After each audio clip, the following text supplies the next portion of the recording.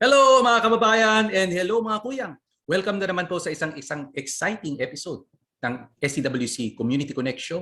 Kung saan tayo po ay nagpapatotoo tungkol sa kapangyarihan ng Connect, lalong-lalo na po kung paano ito pwede makatulong sa Pilipinong negosyante at doon sa mga naghahanap ng mga pwedeng pagkakitaan ngayong kapanahon ng pandemya. And for today, we are going to have a special Connect activity. Actually, matagal na natin ginagawa to in some of our previous shows kung saan meron tayong mga guests na hindi magkakilala. Oh, isn't that great? Hindi magkakilala pero ipapakilala natin. I-connect natin sila. And it just so happens na yung mga guests na to ay merong mga complementary resources and skill sets na kapag sila ay i-connect, makatulong sa bawat isa.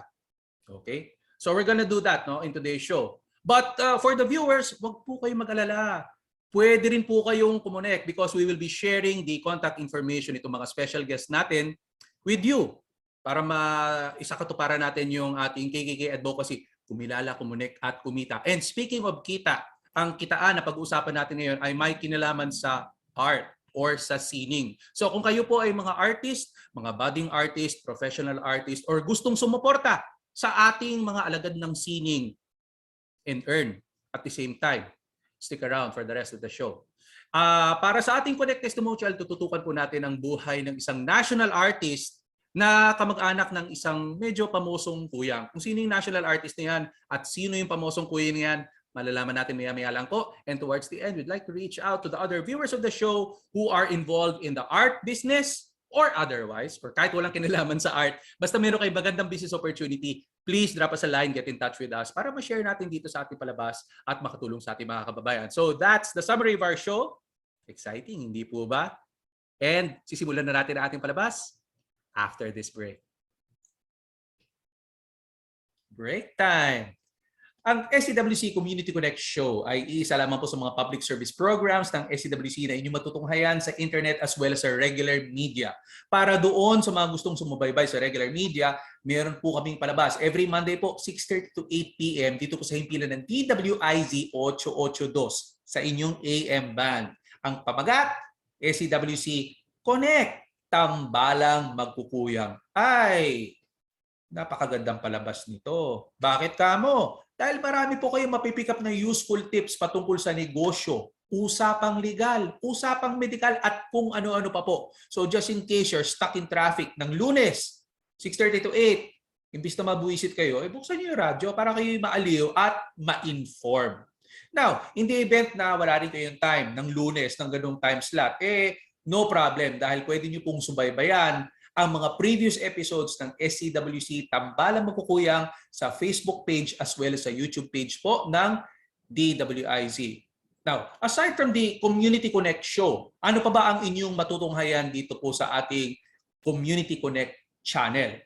Meron din po tayong mga reports, mga business reports, updates, commentary na makakatulong sa ating mga negosyante as well as sa ating mga consumers na mga viewers. But meron din po kasing mga advocacy ng SCWC na non-business related. So from time to time, nagbibigay din po tayo ng mga ulat dito, yung mga ibang mga organizations and individuals na gustong kumonek sa amin para makatulong sa ating mga kababayan, lalong-lalo na ngayong kapanahon ng pandemya. So if you're one of these wannabe volunteers or if may kilala po kayo ng mga taong maaaring makinabang sa information, sa tips at higit sa lahat, yung mga connect na pwede namin bigay, pa-recommend naman ang ating show. Please, subscribe and share para mas marami po tayo matulungan ng mga kababayan ngayong kapanahon ng pandemya. Yun lang po. Let's go back to the show. Okay. Nagbabalik po tayo sa Community Connect Show. At panahon na para kilalanin ang ating mga special guests. Please welcome. Mula po sa Drybrush Online Gallery, please welcome si Sir Jojo Liao, Miss Mariel Yulo, and from AWPI, ang ibig sabihin ng AWPI, Artists Welfare Project, nandiyan po si Miss Jenny Bonto. Oh, mga special guests, batiin niyo ang ating mga viewers. Magandang hapon sa inyong lahat. Yes, magandang hapon, Joel. Magandang hapon sa Drybrush from Artists Welfare Project. Ganda ba Okay. yung hapon? Init na, no? Init. Oh. Yes, Siyempre, mabaganda ang hapon. Meron tayong mga magagandang mga guests at guwapong guest dito. O, punta tayo dun sa isang maganda na nagpapaganda ng hapon, si Miss Mariel. Bati ka Hello, naman. Sir Joel. Good morning. Good Morning, afternoon. afternoon. Good afternoon. Yeah. So that in the afternoon. Oh, Sir Jojo, bati naman po kayo sa ating mga viewers. Uy, mukhang walang sound. Sige, yeah, nawala ng sound. Nakamute si Sir Jojo. Hi, good afternoon to all. Yeah. All right. As I mentioned a while ago, no, yung ating magiging kitaan for today ay may kinalaman sa art. Okay? So, pagsimula muna tayo dito sa isang art NGO. Ang pangalan ng art NGO na to ay yung Artists Welfare Project Inc. At ang executive director po ng AWPI ay walang iba kundi si Miss Jenny Bonto. Miss Jenny, could you tell us more about itong AWPI? Magandang hapon sa inyong lahat. Ako si Jenny, Executive Director ng AWPI, Artist Welfare Project Incorporated. We started in 2007. Alam mo naman ng mga freelance artists pag nagkakasakit, namamatay, nagkakaproblema, what we do in the community is we pass the hat. Diba? Pagka may cancer, may naatake. Ang nangyari, nung 2007, pass the hat ng pass the hat. Parang mamaya butos na rin yung mga bulsa ng mga artist. So, what we did with the leadership of Nanding Josef, Lisa Makuha, Dennis Marasigan, Ronnie Lazaro, they set up an NGO that will be able to address the rights and welfare of artists. Kasi alam mo, pagka mga performing artists or theater or film or mga visual arts, ang nakikita mo lang yung magandang side.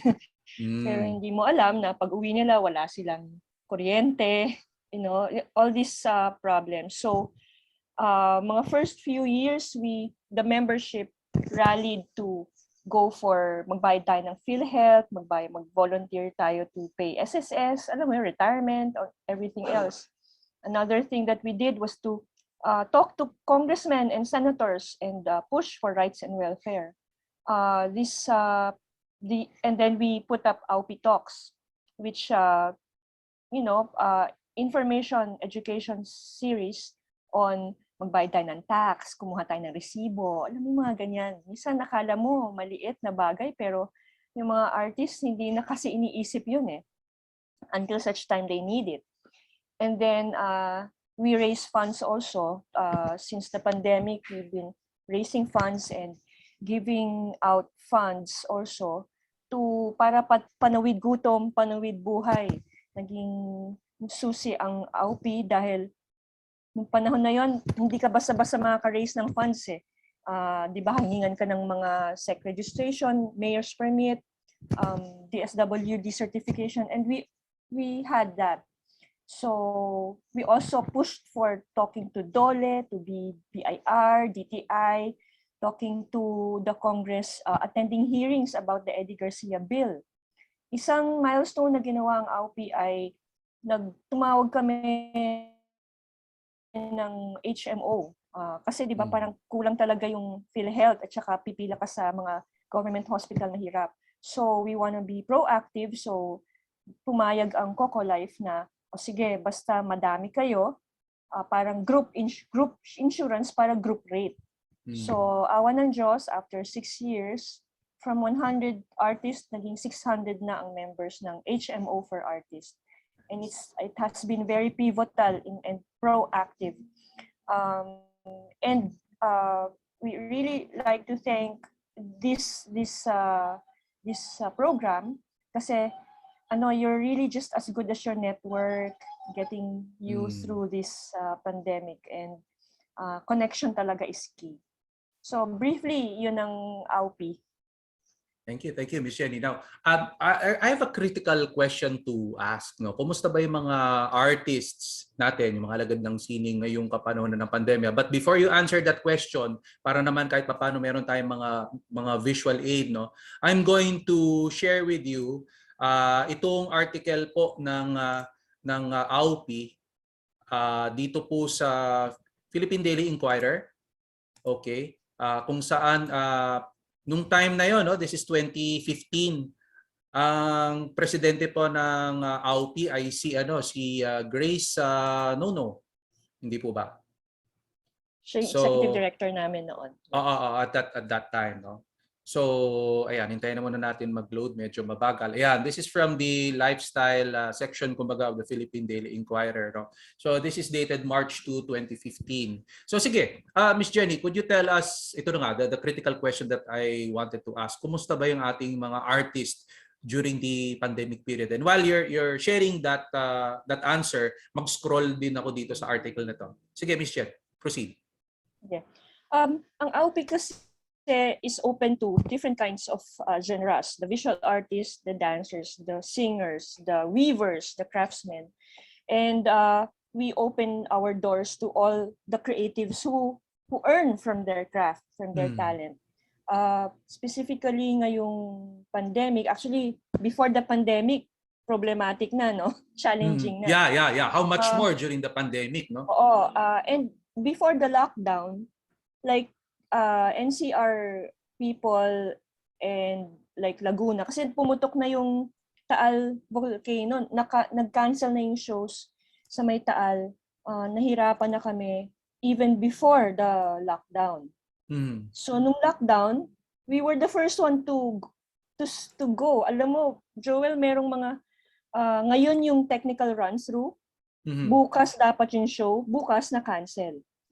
So malaking pera ang nawala, mga pre-sold tickets, mga artists na hindi man lang nag-rehearse for 3 months tapos hindi man lang nakapag-show. Or specifically for visual arts, no, sila more or less yung talagang nag-carry ng torch during the pandemic kasi they can do their work at home and they can sell online. Pero you've heard of master works selling so cheap. Parang because like I said, ngayong pandemya, no, dahil nga kulang ang ating mga cash, kulang ang ating mga pondo, ang pinagagastusin ka rin mga tao ay basic necessities. Sad to say, art is the least priority. Focus tayo sa food, clothing, shelter. Kaya ayun, no, lalo na the performing artist na umaasa sa mga live shows, hindi na sila pwede mag-live show ngayon. And then you're talking about the visual artists, yeah. Joel, even sa mga lockdown shoots, mga unang lockdown shoots, they will really brave enough to do the lockdown shoots, pero pagkatapos ng shooting, out of 20 people, merong ma-COVID. Yeah. Out of nung mga na-COVID, merong namatay. So ganun kadelikado yung naging sitwasyon sa hanay ng art.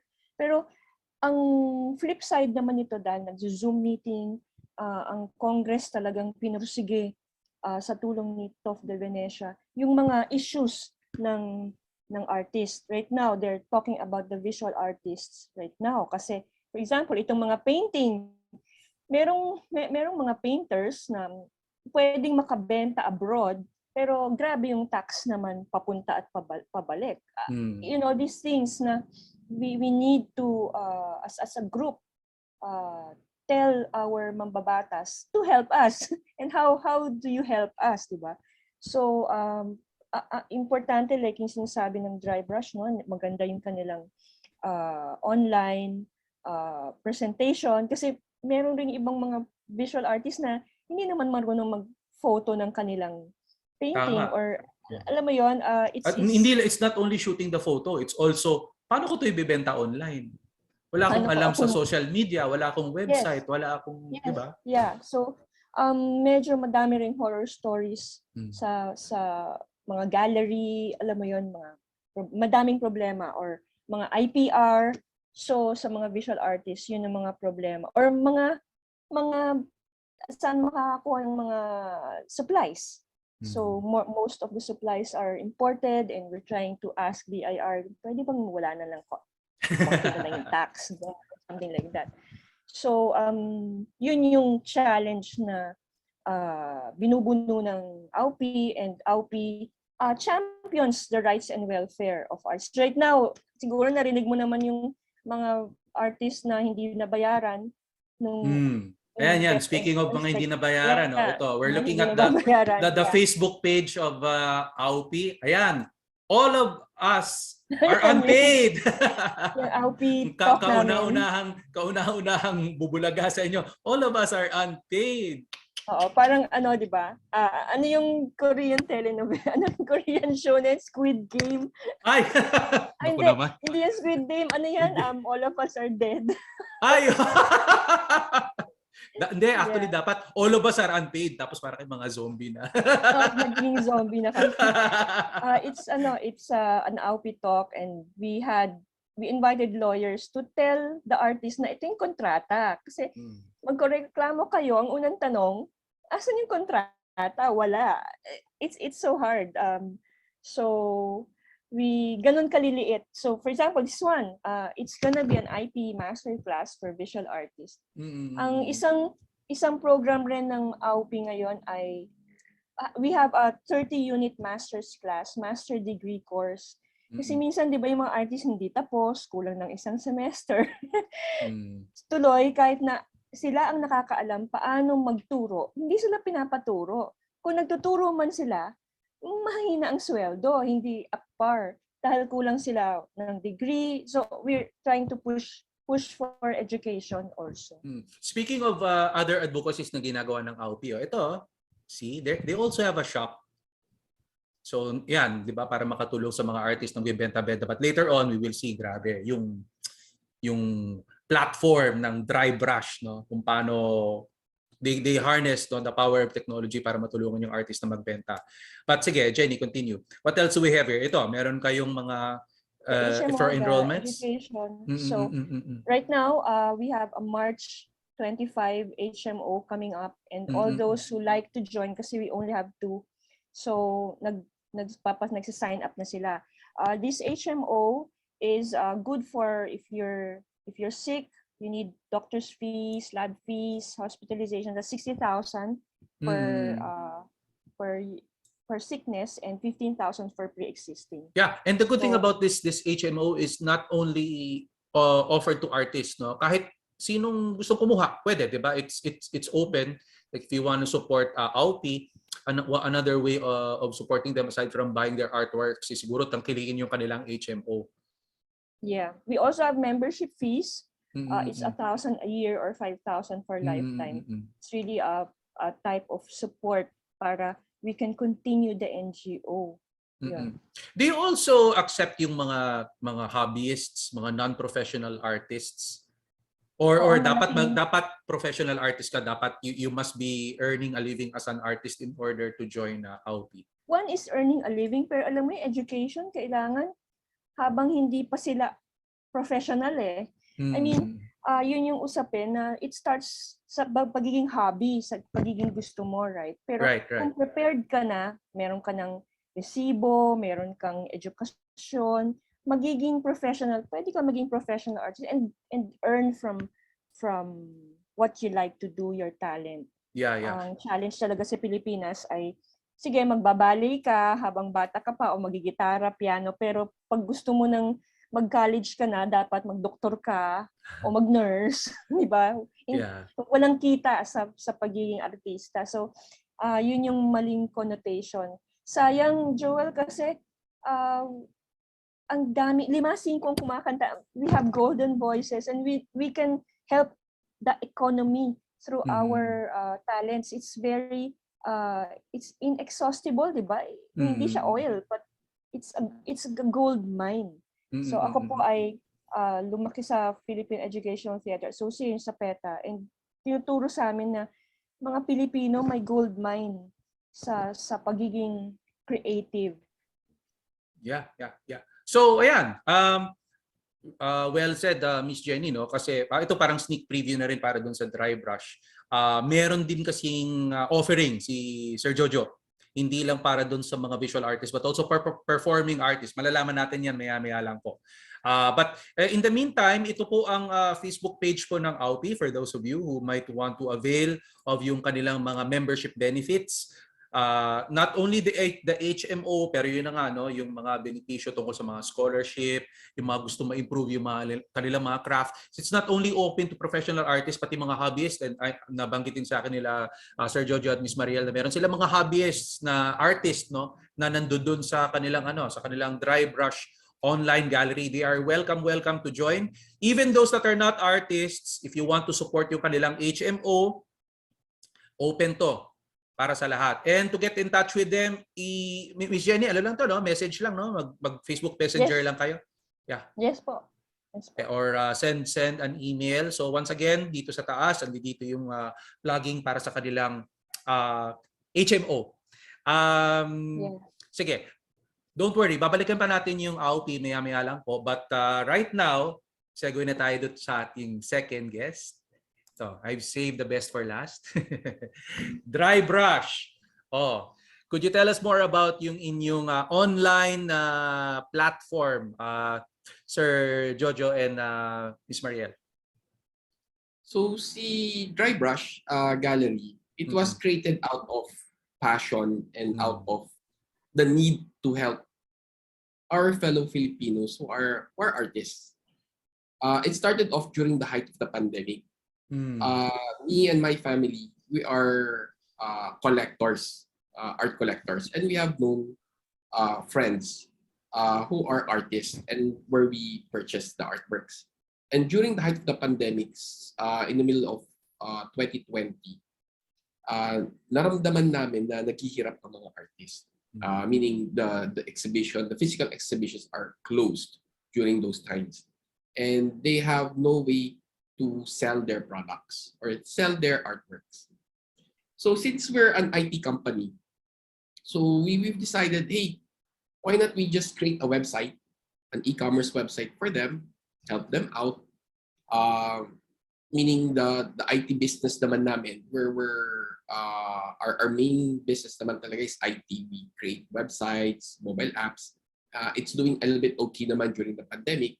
Might as well we share the karma, the good karma towards our Filipino artists. So we create this website. So we decided to create one July of 2020. It was launched in November of 2020. And we started off with just a few items like 300 artworks lang or less than 300 and around 30 artists lang. And the nice thing about it is may mga tao who are willing to help the artists and buy those artworks during the height of a pandemic. So parang naisip lang namin, you just give them a chance na maging accessible to the market, and the market is willing to purchase them. And we were surprised because logic tells us that during times of pandemic, things money is hard. It's hard to to find work. It's hard to find more income. But during this time, people who are a little bit, I guess they are a little bit blessed, willing to also share the blessings na na-receive nila to this Filipino artist, and they keep on buying. So nagulat kami doon. And that is something na malaki yung tuwa namin. A case in point, before we launched Drybrush, we have known of one artist who actually sold his artwork for 1 kilo of rice. So yeah, narinig mo na yung kwento na yan, Miss Jenny? Artworks for 1 kilo of rice. Dami. Rice. So parang sa akin, it's not the right way to earn a living eh. Parang sa akin, work should provide dignity. Yeah. And for us, we created Drybrush as a way, to provide that dignity, to provide an access to the market of this Filipino artist. Right now, we have more than 1,000 artworks in our gallery, and we are currently supporting more than 190 local artists. Okay, thank you, Sir Jojo. Before we turn the stage to Miss Mariel, isisingit ko lang, one of the things that attracted me dito sa advocacy ng Drybrush, I'm gonna flash the article right now, yung kay Josiah Go, one of the marketing gurus dito sa Pilipinas, published sa Philippine Daily Inquirer January 21, 2022. Ang na-feature sa isa sa mga businesses dito yung Drybrush. Okay. Tama yung sinabi ni Sir Jojo, pandemya. a lot of people don't have money, and if they have money, they'll spend it on basic necessities, no, food, clothing, shelter. If I were in their shoes, or if the typical businessman siguro na mag-aano sa ano, okay, I'm in the IT business. I'm so blessed. It's one of the parang pandemic-free businesses, di ba? Now, sige nga, isip ako, magbi-business development ako. Saan kaya ako pupunta? I mean, art would be the least area na pupuntahan mo, di ba? Kung magbi-business development ka, you're gonna start a new business, siguro logistics, yan, okay yan. Pandemic-proof yan, kailangan natin yan. Ano pa ba? Content. Gawa ka ng Netflix. Sure, di ba? Bida ka diyan. And other businesses related to IT na hindi tatamaan. But to say, I want to invest in a new business dealing with art, knowing very well na nandoon sila sa laylayan, shows that it's not just the money that drives them. There's heart. There's puso. And the artist is, you know, they serve a spiritual function sa isang bansa, sa isang bayan. Just like yung ating mga religious groups. They feed our soul. They give us inspiration. They give us hope. Yan ang ano ng artist, no? So a country that doesn't have art is dead. Like Russia. No, just kidding. Pero ibig sabihin, yeah, you know what I mean?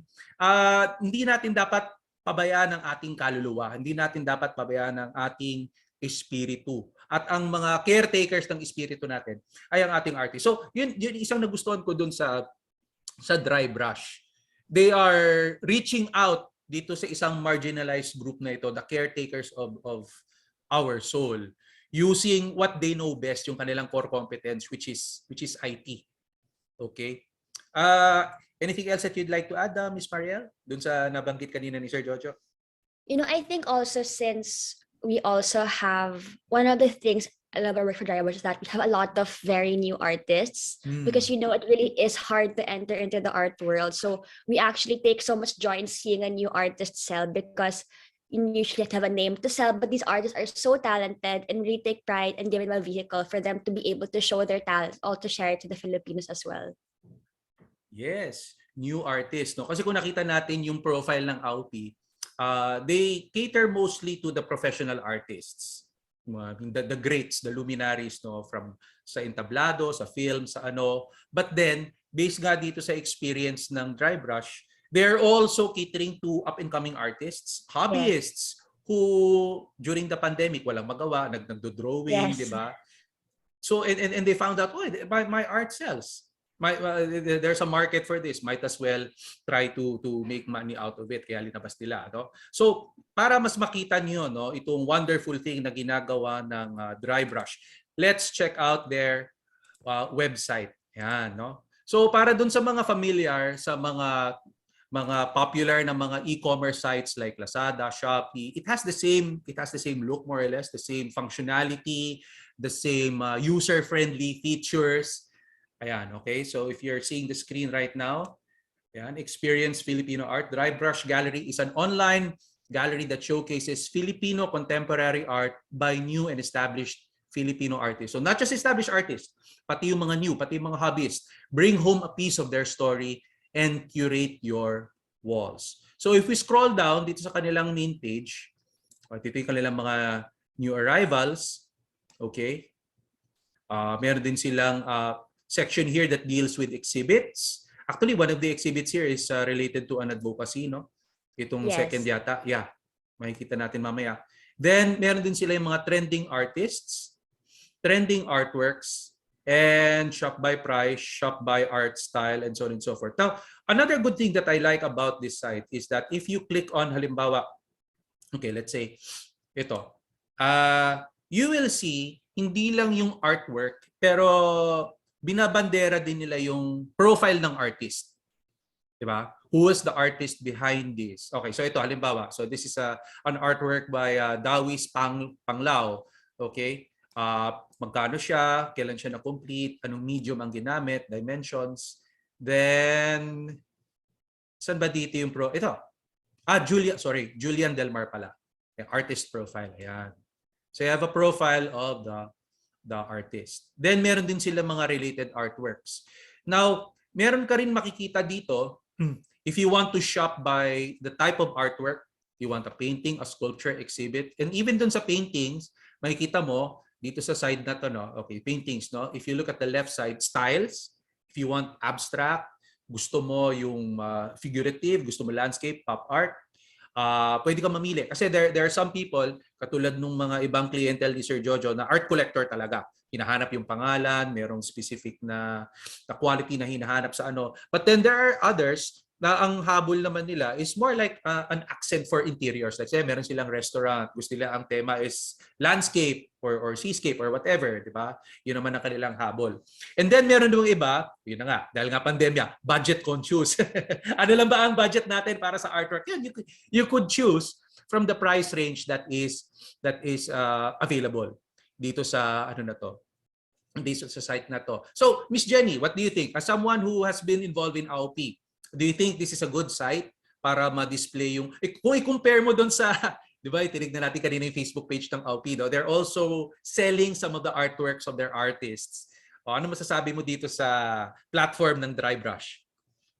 Yeah, that's a very, very good platform. It's well organized and well curated. And the artists would be able to be happy if, they can sell their artworks through your site. Yeah, I think ang AWPI po, hindi lang kami nagke-cater sa mga may pangalan. Actually, on our list, we have a database of 15,000 people. And yung mga visual artists namin are 2,000 out of that. And yung sa 2,000, may mga painters doon. And they lalo na yung mga up and coming, they would like to find people or groups who can help them sell. Kasi siya na nga ang nag-paint, siya pa magsisell, parang napakahirap na ng mga... Actually, my husband paints and he's a graphic artist now. And each time, may siyang dati, may painting siya, inis na inis siya pag tinatanong, ano ibig sabihin ng painting mo? Parang na-paint ko na nga ipapa-explain mo pa sa akin. So, and even yung costing it, mostly mga graphic artist or visual artist, diba? Naka per square meter ba yan? Naka pa square inch, square centimeter lalo kung may pangalan ka na. Pero yung mga up and coming, happy na talaga sila na makapaggawa ng obra. Pero the family has to feed. Yeah, exactly. Has to eat. Actually, meron isang napakahusay na artist na single dad. Siguro nung December, trying to nag-reach out sa amin na, Miss Jen, please help me find 5,000 na lang. Kailangan ko lang bumili ng gatas.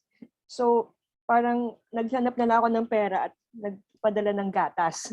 Kasi nahihirapan ako, wala na akong oras magbenta ng painting. So, I think these kinds of drybrush.com would be able to help out the visual artist get through not only the pandemic, di ba? Try to until they get a name for themselves and ang panawagan naman namin sa mga artists na yun ay tama na yung mga bohemian, di ba? Na mga pagka nakabenta ka, magbayad ka ng PhilHealth. Yung, di ba, one thing millionaire, 80,000 pesos I have today, I sold one painting. I mean, you need to a financial literacy rin naman. So, ganun rin yung panawagan namin.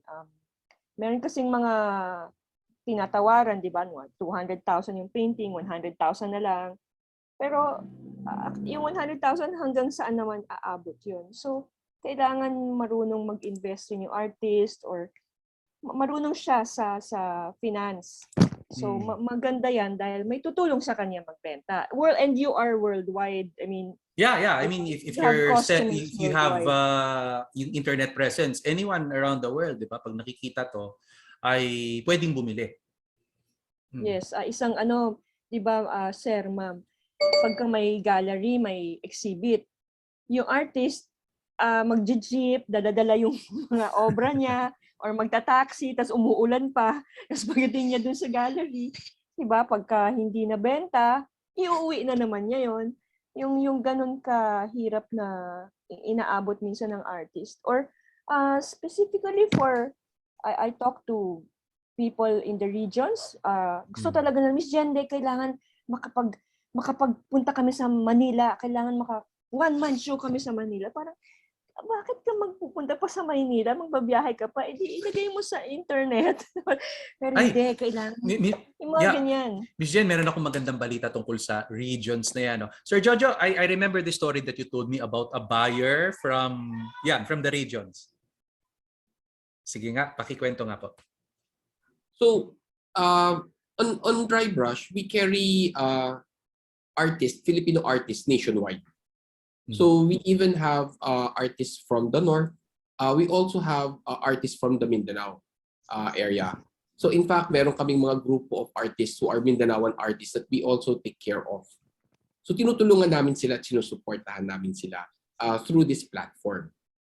Furthermore, soon we will have 2 physical stores sa malls. So once na-up siya by quarter 2 of this year, we will now have more chance, or we will have more opportunities to represent the artists. So not just online, but also on the physical store level.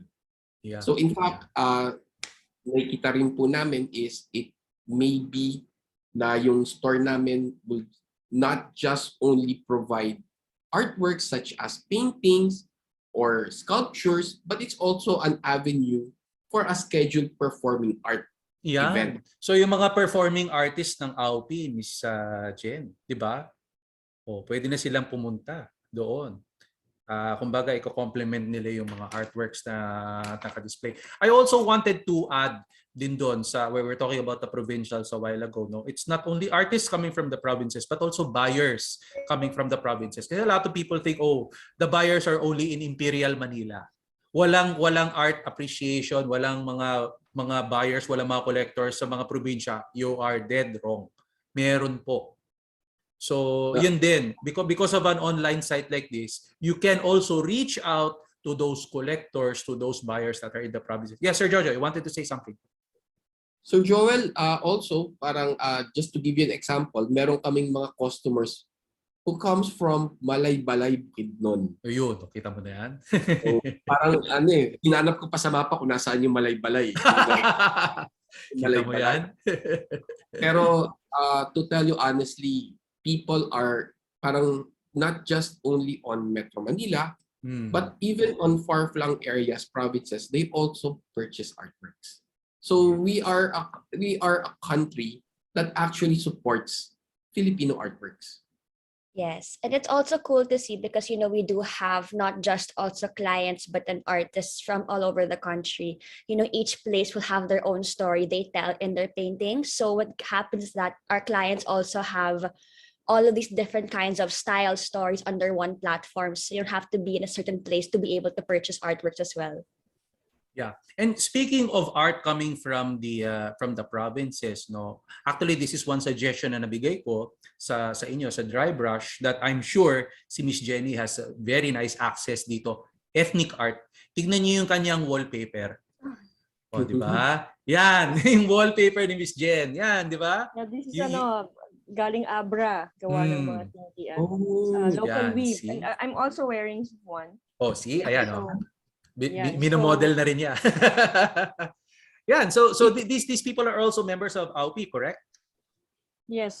They are part of our community, the weavers. We have weavers from the zone besides Mindanao, and I feel na by itself yung weaves nila, kahit kung i-frame mo, maganda na rin talaga siyang art piece kasi it's one of a kind. And it's hand woven and nakakonect siya sa environment dahil yung mga halaman, yun ang ginagamit na dye at yung river, dun sila nagbabanlaw.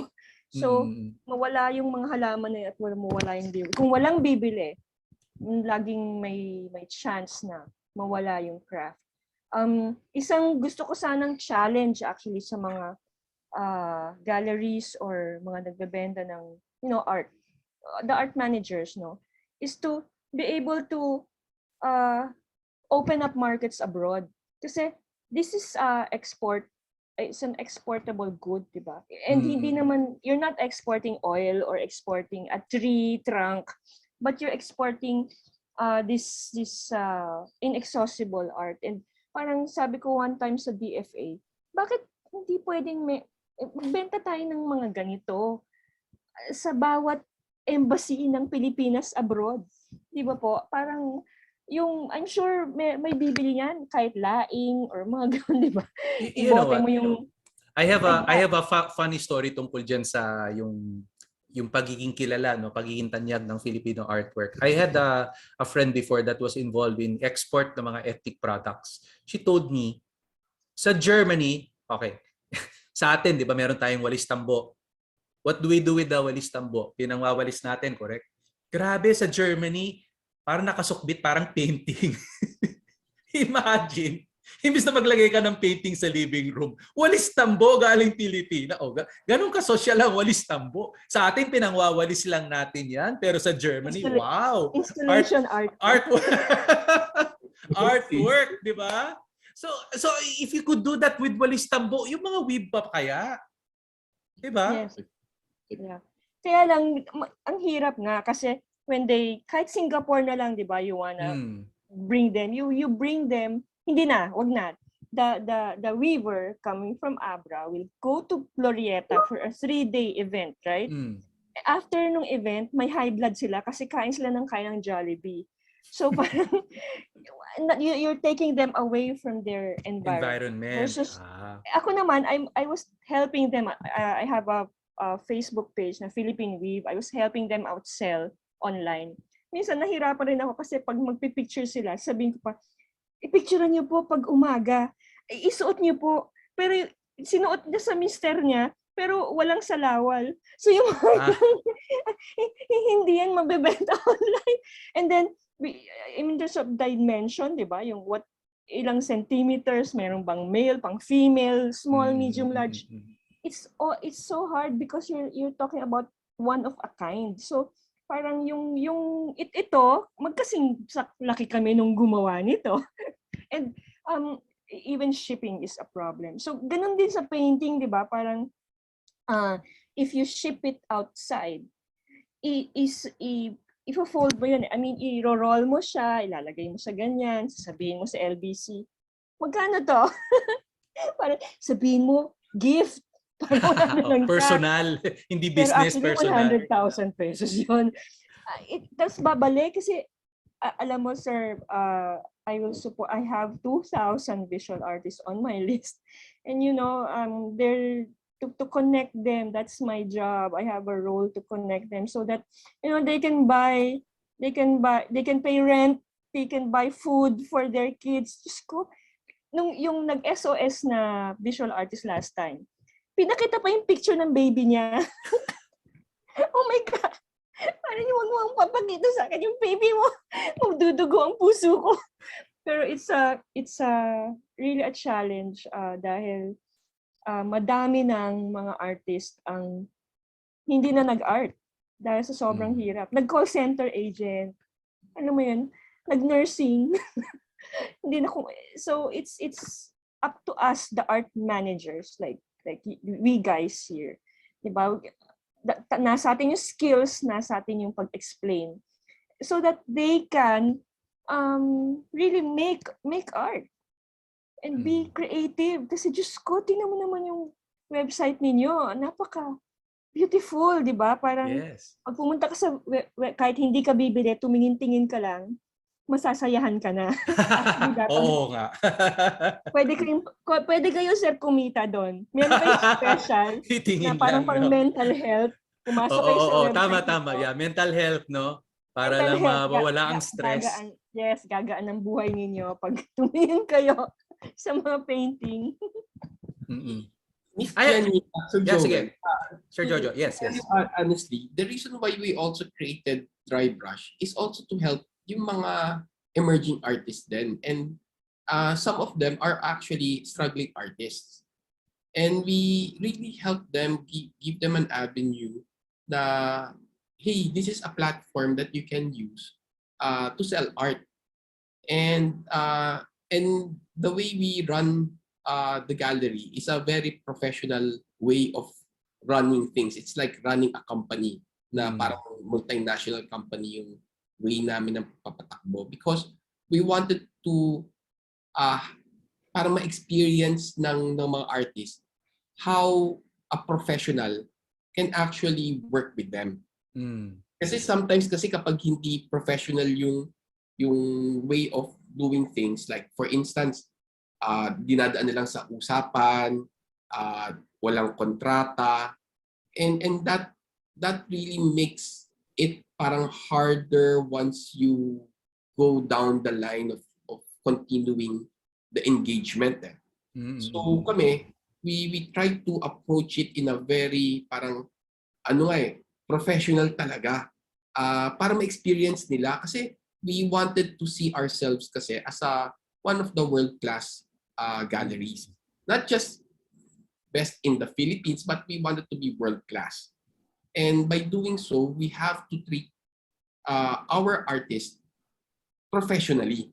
So regardless of saan man sila galing, ano man ang, where they came from, we treat them one and the same. And it's with professionalism. Yeah, so it's Yes, very sir. much aligned with yung ano ni Miss Jen, di ba? Yung professionalism. You're also promoting that sa OP. Yes, Miss Jen, go. Yes, sir. Lalo na sa visual arts, for example, dati, di ba, drawing ka, tago-tago mo dyan, yung pala, 20 years, 30 years from now, magiging national artist ka. So lahat naghahanap ng proof na sa'yo talaga yon. At alam mo yung mga horror stories, namatay, tapos yung asawa, nag-fake alam mo yung fake. So right now, yung mga budding artists, tinuturuan sila na ayusin niyo yung authenticity, magbilang kayo, 01, 02, take care of it. Ilista ninyo, you have another person to check it out para malay mo, maging national artist kayo or a very, very important artist. Then, you can earn from your work and then you can even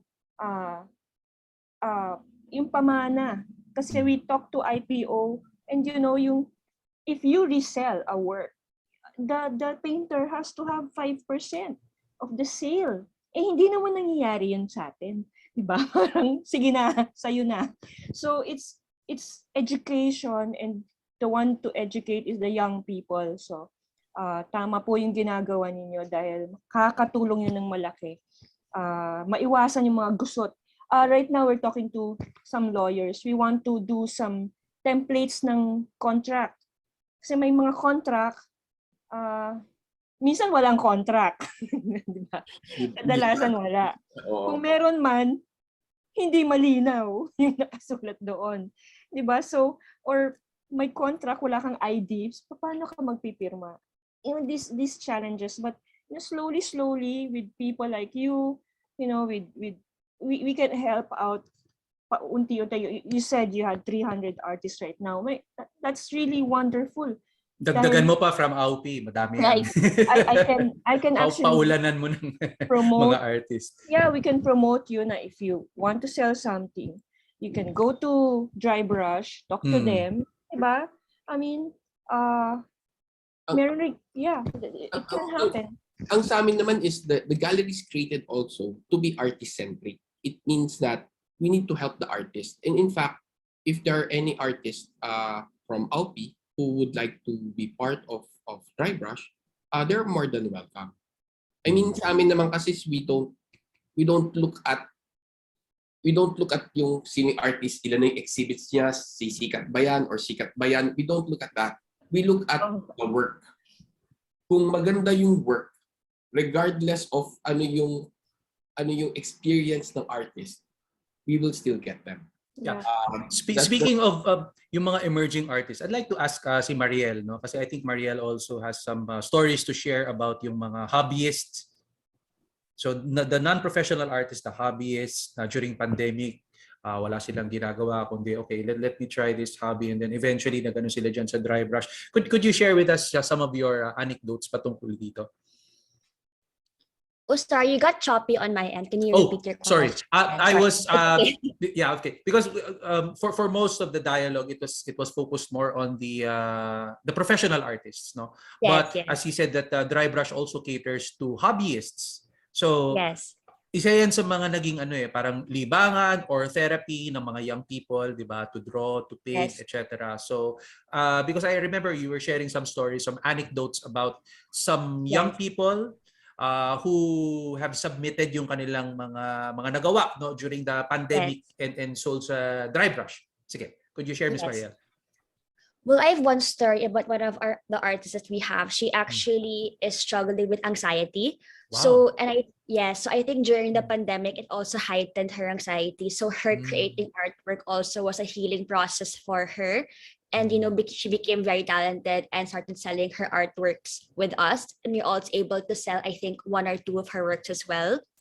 Another story I can think was actually the same artist who would create works for Rice. He started to paint or create works because he really felt the need to provide for his family. So he really developed this talent also over the pandemic in order to provide. So and he also uses charcoal as a medium, which is very difficult. So you can really see his determination, discipline to create these works. So we really see how these artists, for their mental health or to provide their family or even other hobbyists who just wanted to, have a hobby during the pandemic, become so talented and be able to sell this as well. So it's really cool to see how they really used their time during this, where the world really stopped to create and hone their talents as well.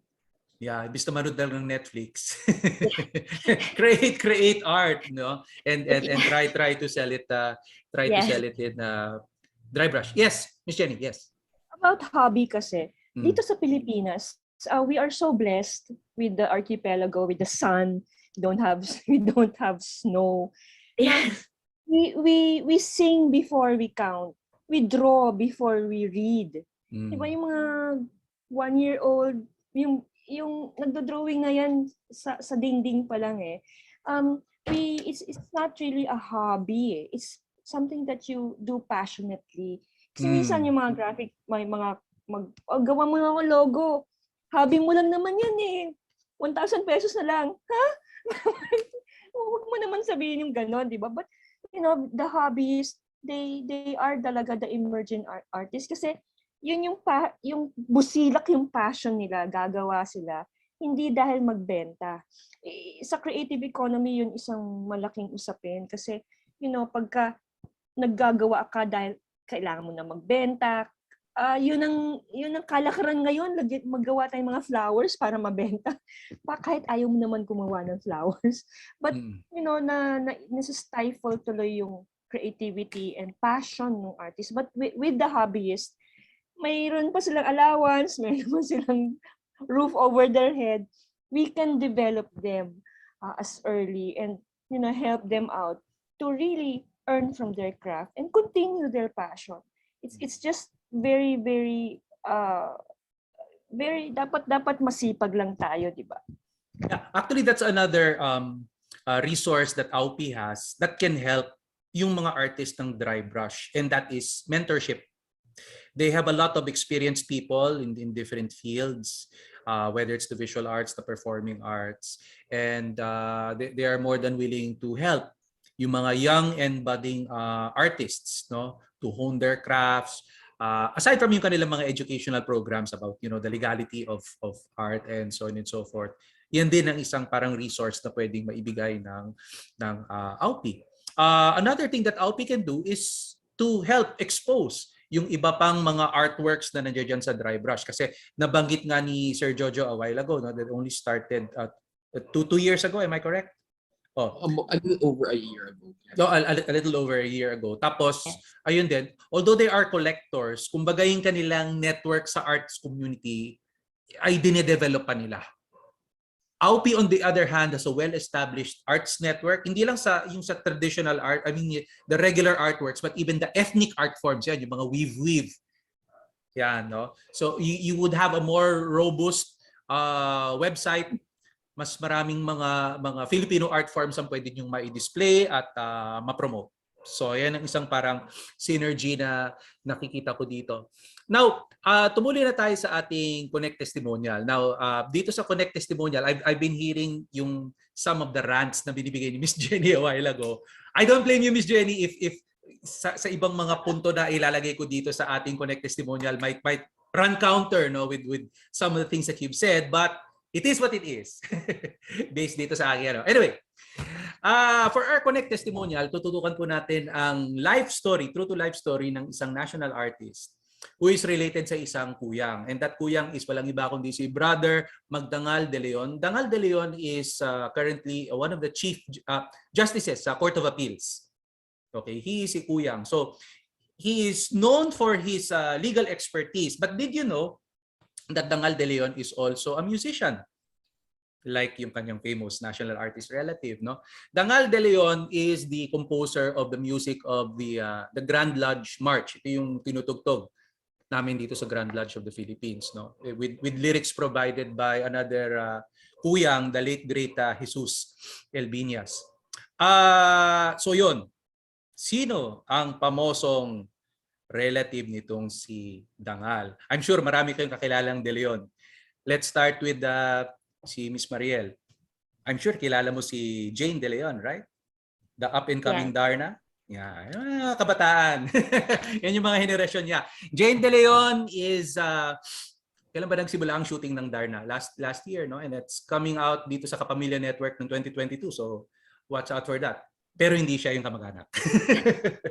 For a more mature De Leon, I'm sure kilala ni Miss Jenny si Boyet De Leon, si Christopher. Kasama ba si Boyet sa AWPI? Hindi. Hindi. Okay. Hindi na niya kailangan. Meron na siyang welfare. But anyway, Christopher De Leon, para naman current din tayo, no? Ang dami niyang pelikula. But siguro yung medyo related sa current is Mano Po 2 and 3. Kasi on the other network naman, sa Kapuso Network, we have the Mano Po TV series, di ba? Which is ongoing right now sa GMA. And for Sir Jojo, because you're a jolly person and your name starts with the letter J, kilala mo na siguro itong De Leon na to. Si Joey De Leon. We know him as a comedian, but did you also know that Joey De Leon paints and also composes music? Joey De Leon has had several exhibits also. At nagko-compose din siya ng mga jingle. Pero hindi pa rin yan yung De Leon na kamag-anak ni Dangal, no? But we are ending with Joey De Leon because yung pagiging involved ni Joey De Leon sa music at yung pagiging involved ni Joey De Leon sa visual arts, ganito rin ang kamag-anak nitong si Dangal De Leon. Yan ay walang iba kundi ang kanyang yumaong ama, national artist for music, Felipe Padilla De Leon. Okay. Marami siyang kinumpose ng mga sikat na mga obra, but probably yung pinakasikat niya, pag Pasko. Ang Pasko ay sumapit. That song, at saka yung Ang Gabi Payapa, Lahat ay Tahimik. That's also another piece composed by Felipe Padilla De Leon. Felipe Padilla De Leon was born in 1912, long time ago. So you might be wondering, anong kinalaman ito sa Community Connect Show? Anong kinalaman ito sa pandemya? Like I said, yung challenges na pinagdadaanan ng maraming mga artists ngayon na naghihikahos. Yan, ito na. Prepare to have a sword fight with Miss Jenny. Sabi ni Miss Jenny, di ba? What can the artist do to cope dito sa ano na to, sa financial challenges na pinagdadaanan nila ngayon? Ito nangyari kay Felipe De Leon. Namatay ang kanyang ama when he was only 3 years old. And ilan sila magkakapatid? 4 lang naman. 4, oh. Lahat yung matatakaw. Yung nanay niya, ano yung trabaho ng nanay? Nagbebenta ng nganga. You know nganga? Nganga is a betel nut. Well, a lot of people, aside from smoking, they want to chew on nganga.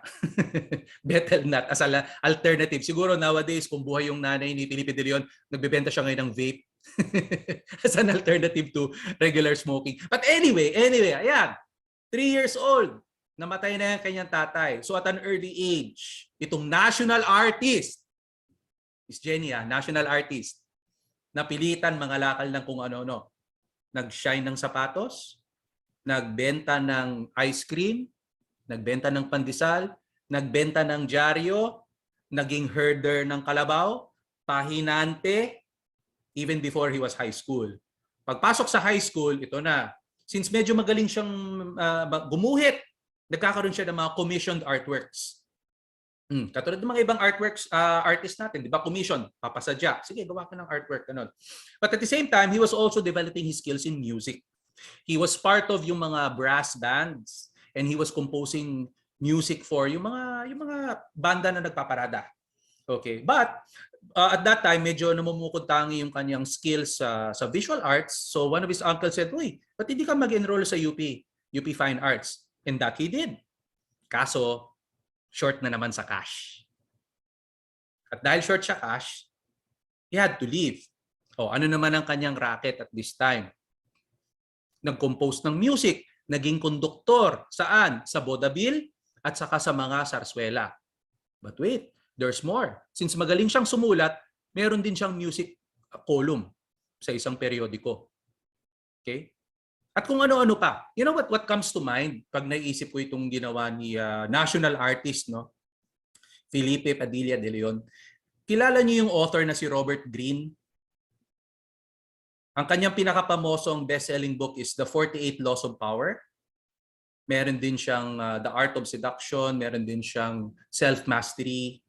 Robert Greene, check it out, National Bookstore.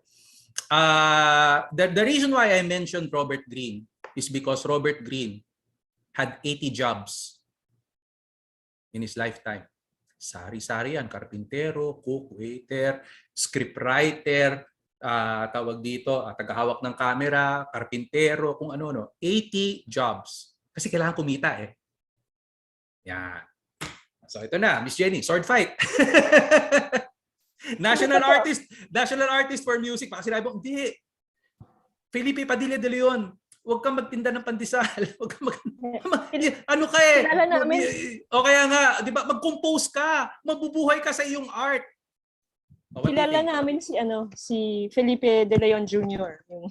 Isa sa mga anak niya, kapatid ni Chief Justice Dangal. So, yan. Ano masasabi mo, Miss Jenny, about that? Totoo yan. I mean, nung pandemic, kaya nga racket ang tawag. Racket, exactly. Racket, di ba? Kasi you really have to be overall, hindi lang yun ang gagawin mo. And kaya nga hobby ang tawag rin. Kasi hindi talaga yun yung pinagkakakitaan mo. Dahil kung yun lang ang ginagawa mo, ibig sabihin, mid ka na. Pero towards there, you have to sing, dance, act. You have to, I grew up with PETA. It's integrated arts. Yan ang maganda sa teatro. Marami kang matututunan. Pwede ka maging karpintero, makeup artist, costume, ilaw. Right now, yung culinary arts like nung pandemic, diba, nagbebenta na ng bread, nagbebenta ng gulay, prutas, lahat ng pwede mong ibenta. Wag lang yung kaluluwa. Wala namang ginawang ganun si Felipe de Leon. But ibig sabihin, he was parang creative enough to explore other ways to make ends meet. Kasi kailangan eh. Pero kasi panahon yun ng gera rin. Yung milieu, 'di ba? Right now, ang milieu na natin is yung internet. This technical digital age. And that's also one of the platforms going for the creative industry. It's changing the industry in a way, like 'di ba sa painting, 'di ba parang yung ano yun? Yung cryptocurrency NFTs na sobrang sikat ngayon, 'di ba? Parang papasok ba ako sa NFTs or what? But because of this digital age, kailangan rin as an artist marunong ka talaga ng madaming bagay. Siguro alam mo, Joel, minsan naisip ko, ayaw kasi ng isang creative makahon. Ayaw mong makahon eh, di ba? Kaya racket dito, racket doon. Di ba? Parang hindi kaya yung 9 to 5 job. Ako natataranta ako pag 9 to 5. I can maybe do 36 hours a day, but minsan hindi ko masustain yung 9 to 5 job. I'm a writer. I'm basically a writer. I also do tahi-tahi here and there. Pero pagka name-mental ako, pagka kinakahon ako, tinatali ka. So, ang tendency mo ay kung may racket at gusto mo yung go. Parang, yun rin yung problema na sa mga guilds natin. Kagaya kanina, yung mga paintings, di ba?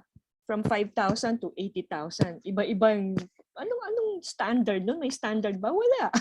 Kasi ako, okay na sa akin, 5,000, ito, 80,000. So, parang, kung yung market mo, hindi naintindihan yan, parang, bakit mahal sa kanya? Pareho namang oil.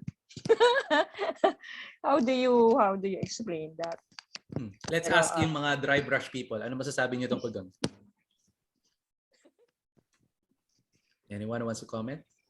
I feel like it's obviously because a lot of our artists have to do with for the price. For example, it depends like how many exhibits a certain artist had, if they were also, active for a long time. So whenever we talk to new artists, we have to explain that, your price range also has to be, has to make sense compared to our other artists on our website. And they're very understanding as well because, especially for clients, if they see this artist, for example, will have more exhibits or more awards, they'll be like, oh, I understand this price range. So it's really all about finding a price range to really work for that artist that will really be sellable in the market as well.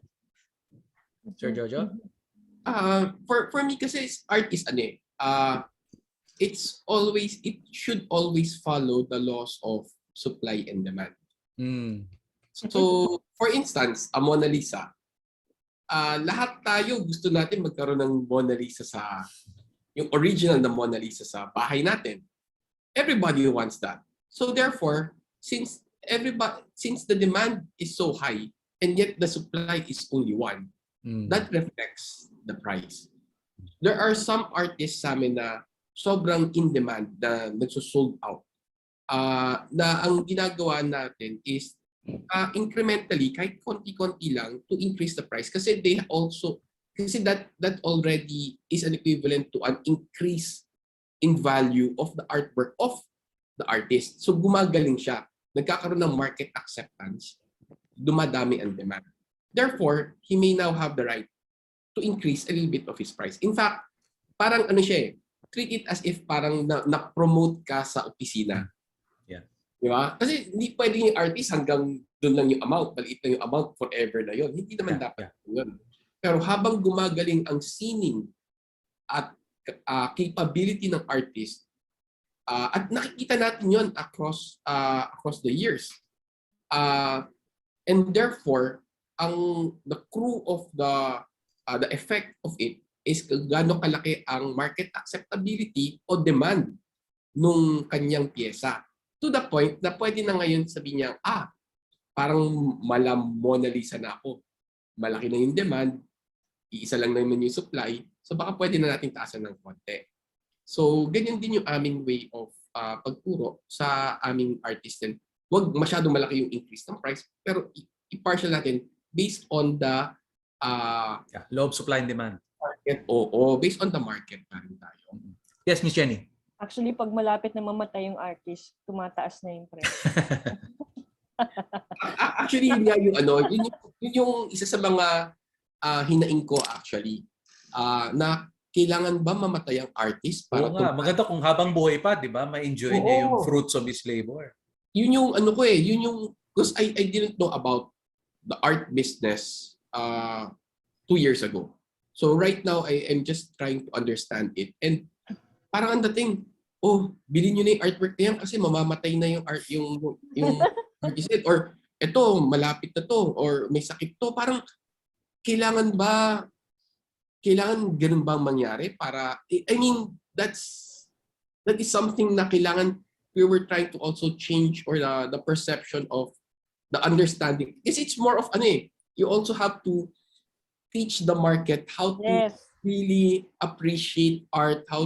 Minsan kapag may mga customer ako pumupunta sa gallery, tinitingnan yung artwork, sinasabi ko sa kanila, kapag kayo bibili at pepersahin nyo lang sarili yung bilhin yan, huwag nyo na kong bilhin. Dahil araw-araw nyo makikita yan, araw-araw lang kayo mafufrustrate kasi napilitan lang kayong bilhin yan. But, if gustong-gusto nyo yung artwork niyan, then yan ang katapat yung artwork. Then go and get it. Kasi, in the end, every day makikita mo yan. And every day, if you really like the artwork, you would really feel, refreshed every day kasi it brings out happy thoughts, happy feelings. So, yun ang always kong sinasabi sa ating mga kliyente. So, we don't force them to purchase it. We want them to see it, and if they really like it, then purchase it. It's Yes, we very actually really encourage our clients to purchase things they actually like. So a lot of people try to find an investment, which is fine. But then for us, we want them to take home a piece that they'll feel joy looking at every day and they feel happy about the purchase itself. yeah, it's a challenge talaga. I feel also that the challenge is in the education of the market. Yeah. Dahil kailangan makita nila yung value ng binibili nila. Hindi siya bili na like parang bumili ka ng shampoo. Ano siya? You are investing in the environment, in the talent, in the family, in the naiiyak ako, bakit? In the sustainability of of your own life. Kasi Yeah. for example, itong nasa likod ko, 'di ba, yung nagpunta ako sa Abra, tinatanong ko kung ano yung mga materials natin. Gusto kong malaman kung tama ang kanilang presyo. Nung sinabi na nila, kasi malalaman mo in terms of labor, right? Nung sinabi nila na, yung mahogany bark, doon kami kumukuha ng kulay. Pero dapat 7 years muna yung mahogany tree bago mo makuha yung mahogany bark. Parang, paano ko yun i-multiply multiply times 7? So tumigil na ako sa pag-compute.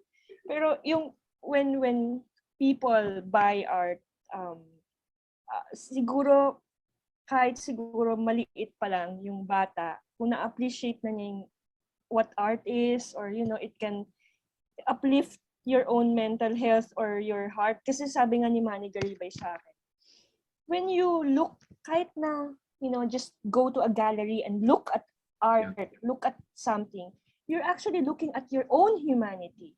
You're looking at yourself, and for a moment, you keep silent, wala kang YouTube, wala kang Netflix, nagre-reflect ka kaagad na ano bang gustong sabihin nitong painting na to sa akin. Yun lang, isang purpose yun ng isang painting, na pag nakita mo, like, and it's very beautiful. Tapos limasin ko ang visual artist natin magaling at kayang itapat sa Europe, sa Paris. Diyos ko naman. Alam yung National Museum, I was there twice since December. It's free. It's a free show, a free museum, and you can see the spolarium there, and mamamanghang-mangha ka talaga. And all this kwento behind it. Alam mo yung, di ba, ang daming plantita ngayon.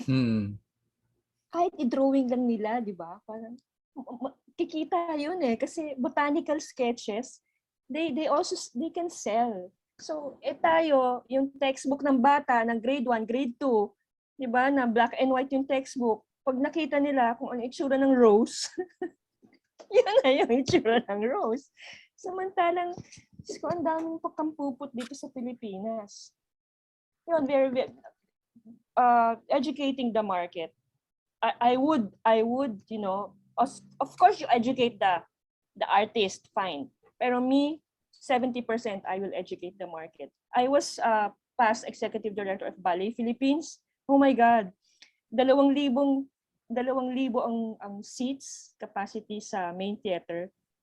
Magbibigay talaga ako ng ticket kahit kanino. Makanood lang sila ng isang ballet show for free. And when they see a ballet, parang, oh my gosh, ang ganda pala maganda pala, hindi lang para sa alta de sosyalidad. Diba? Yung galing-galing, I feel so happy, they feel so, and they wanna go again and watch a ballet show again.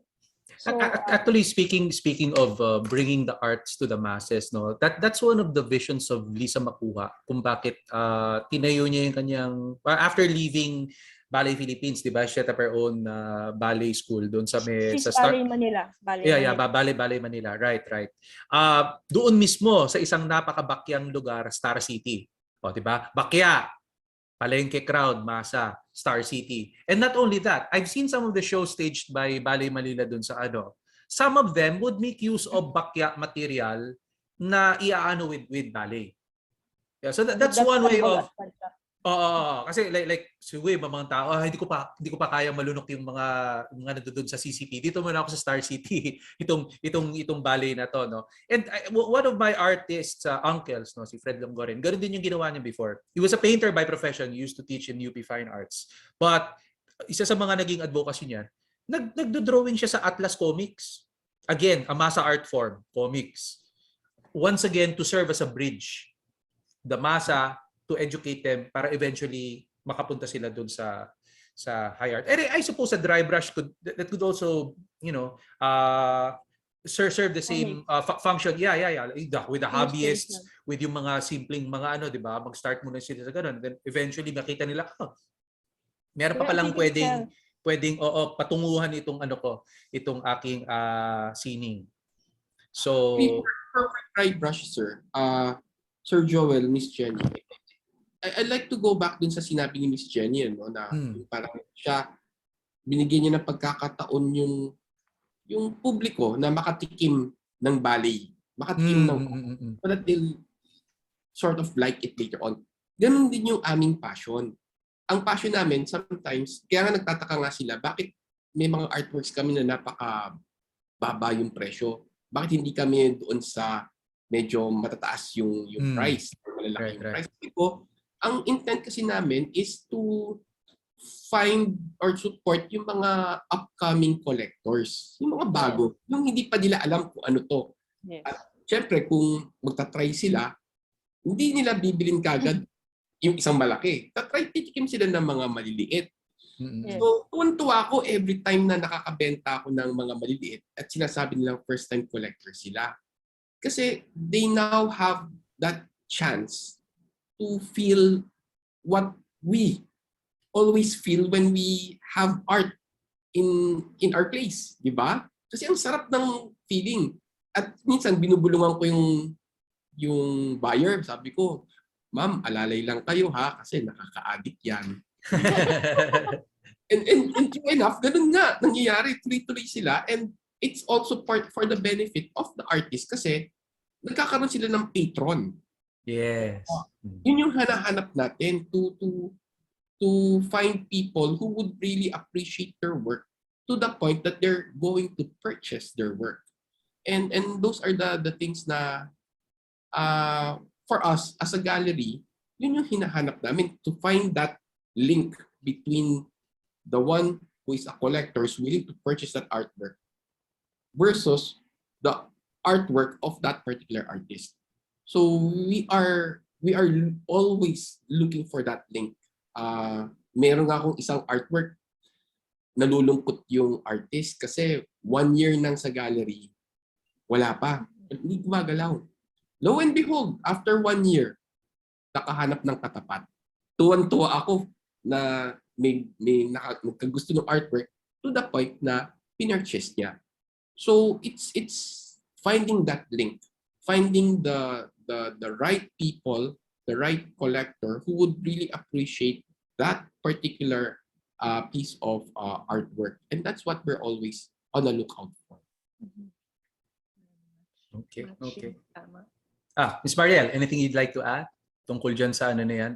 It's interesting yung point na finding the right artwork that will match the right collector, making the right connect, di ba? Yes, because a lot of our clients are actually new collectors. So we take an opportunity to introduce them to newer artworks at a lower price also because they are just starting. So I also like with Sir Jojo when we've had artworks here for a long time, we try to push them more just to give them more exposure, and it really feels great knowing that we've actually sold them even if it took a long time, because we do try to give every artist an equal amount of exposure. So we post actually a different artist every day. We're trying to go through all of our artist lists. Yeah, nagka-carousel, di ba? Umikot-ikot. Yeah. Yes, parang we try to post one artist once a day so they have their own, time and their own exposure on a certain day. And we really try to find the perfect client. Like if you see this a client that purchased a similar artwork, we'll show them another artist. So we really try to find that connection and link as well, not just on social media, but then through a bit more personal also. Any tips that you could give, Miss Jenny, since matagal ka na nakababa dyan sa arts community, how to make the right connect between the artwork and the right patron for the artwork? Ako, the connection is always one-on-one. It's an experience. Para siyang nagtatanim ka ng buto. I mean, pwede ngayon, they buy just, pwede ngayon you give a free ticket. and then tomorrow they will buy. And the next year they will buy a show. I've experienced that. Patikman mo lang sila, parang gano'n. No? Yeah, it's important that they have a taste. And lalo-lalo na yon, especially with the up-and-coming artists, no? If the taste is affordable, hindi naman ganun kamahalan. Diba? That will be the start. The patron, doon kasi talaga may patron. Kahit naman sila Amor Solo, sila yung walang patron namamatay, parang si Van Gogh ata namatay. Wala siyang patron yung kapatid niya, di ba? Pero yung patron can be your own family, your friends. Iba you start with that, and then your LGU. Lalo na ngayon, may mandanas law eh. So may extra budget ang mga LGU, di ba? So anong ginagawa ng gobyerno? Kasi ako mas gusto kong explore yung mas malaki pang areas that we can tap into eh. Kasi assumption ko, 5-5 ang talent dito sa Pilipinas. Ang idea, ang challenge talaga dun sa mga marketing people na paano mo to maibebenta sa buong mundo, diba? So, lahat ng challenges nandyan. And si Mayor, makakabili yan. Parang imbis na taga Maynila pa na painting yung ilagay sa opisina niya, diba? Ito yung taga local painter na, nakatulong pa, or each time may festival, di ba? Yung 5-5 festival, mga piyesta, lalo na magsisimula na yung piyesta.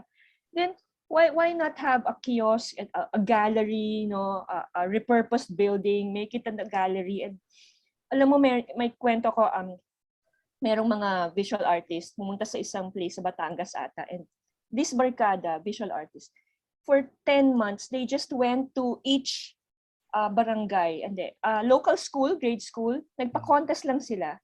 Visual arts contest, alam mo yung on-the-spot painting contest like that. And the top 10 in each local school, nilagay nila sa nagawa sila ng mini gallery. Actually, ano lang yun eh, parang apartment. Tapos all these kids, nearby kids, kasi it's just a very small province. Every Saturday goes to that. Nung nag-opening sila, dala-dala yung barangay nung, syempre, nanalo yung anak ko, di ba? So yung barangay, dala-dala, lola, lolo. So, nabuhay yung gallery.